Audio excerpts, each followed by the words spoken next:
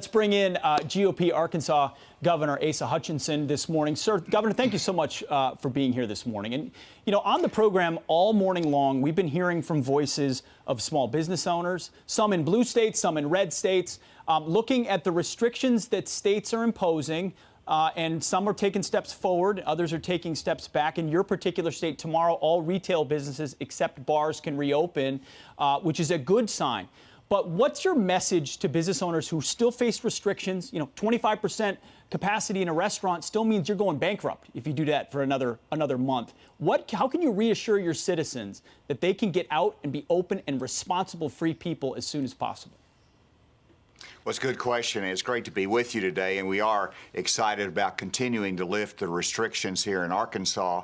As you know, Arkansas never did do a shelter in place, and so most of our businesses stayed open, whether it was construction or most of the retail, but we did close down some of those person-to-person contact businesses like barbershops and tattoo parlors and limitations on restaurants. So we made progress in our cases. We met the guidelines of the White House, and so we went into phase one, which for restaurants, to your point, means that they can go to 1/3 of occupancy. But here is the greater challenge, and most of them have taken advantage of that. Some wants to wait till we can go to phase two and they can have 2/3 occupancy because of there is a cost structure for them.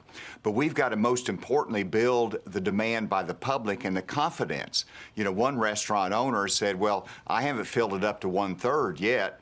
And that's because the public needs to feel safe when they come back. They need to feel confident that we're still going in the right direction and we're still taking this coronavirus seriously. We're not letting us get ahead of or behind the disease and its spread.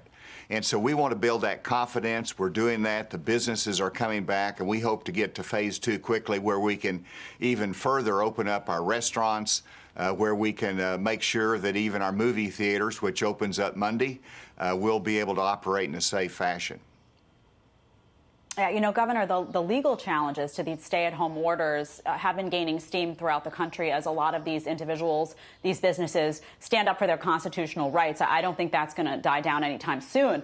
But I want to ask you about a tweet that we had seen from Wheel of Fortune host Pat Sajak that I think really mirrors what a lot of people are feeling around the country. And it says this: when a disc jockey or a talk show host or a journalist who is being paid to work from his or her home tells people who can't work, pay bills, or pay their rent or mortgage to stay home and be careful because we're all in this together, it's okay to question the premise. I think that's a great point, is it not? Well, it is a good point. And think back about the length of this coronavirus and the different public messages that we heard nationally. The first message was, you've got to shut everything down. We were one of 5 to 8 states, I think it was, that did not have a shelter-in-place order, and I took enormous national pressure because I didn't see any public health benefit from doing that. I did see a public health benefit from having social distancing and taking the virus seriously. And so the public, as long as you give them information and are honest with them, they by and large will make good decisions. Yes. The vulnerable will stay in place. If you're nervous about going to a restaurant, you're going to stay home. And, you know, we had retail shops that never were closed, but some of them closed themselves because of a lack of business. That's the marketplace working if they have the information that's needed. That's what we've worked hard both to balance the need to keep our economy moving, but at the same time, this virus does kill people, and we shouldn't just blow that off and say that's not a serious public health concern as well.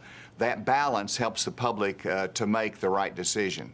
Fair point, Governor, and you do deserve a lot of credit for not shutting it down the way so many other people did reflexively. But to that point, we also know more about the virus, who it targets, 70, 80-year-old people who have preconditions or are disposed to that. So we can sort of understand it and then instill that confidence. But you mentioned certain person-to-person industries that have been forced to shut down or at least reduce their capacity.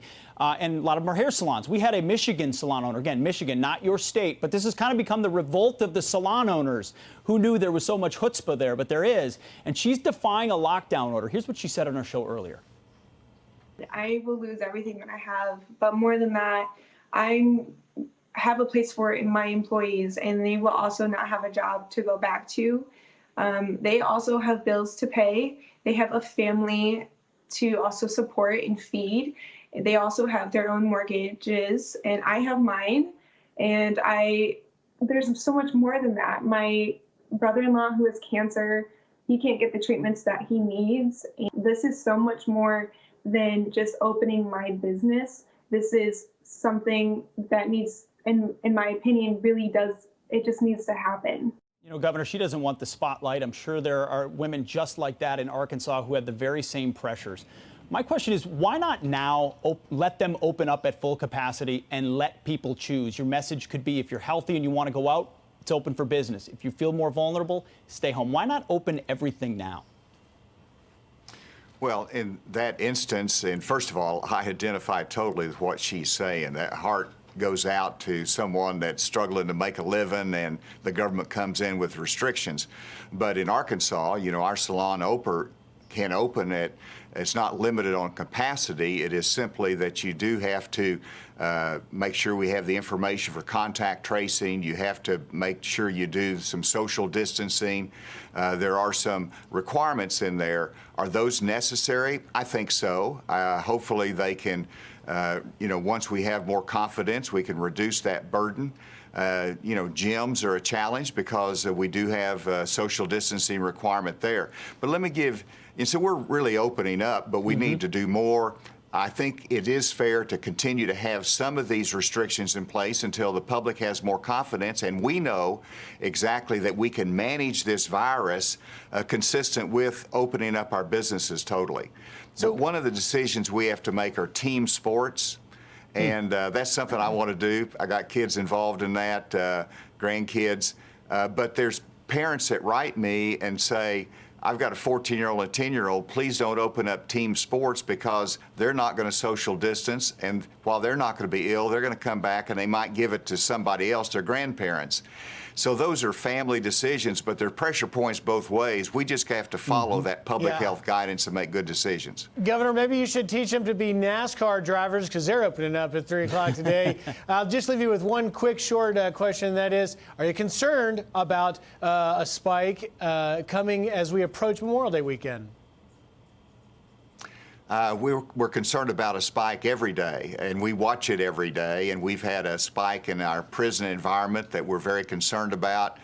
We have not had a spike in our communities as a result of opening up more, but we're watching it every day. Memorial Day is a good test, but a lot of that's going to be out of doors. And by the way, congratulations on NASCAR. This is exciting for everybody. People just want to get back to a sense of normalcy. That'll help us to get there. Love it. You got that right. That's for sure. Governor All right, Hutchinson, Governor. thank you so much for coming on the program this morning. Governor. We appreciate it.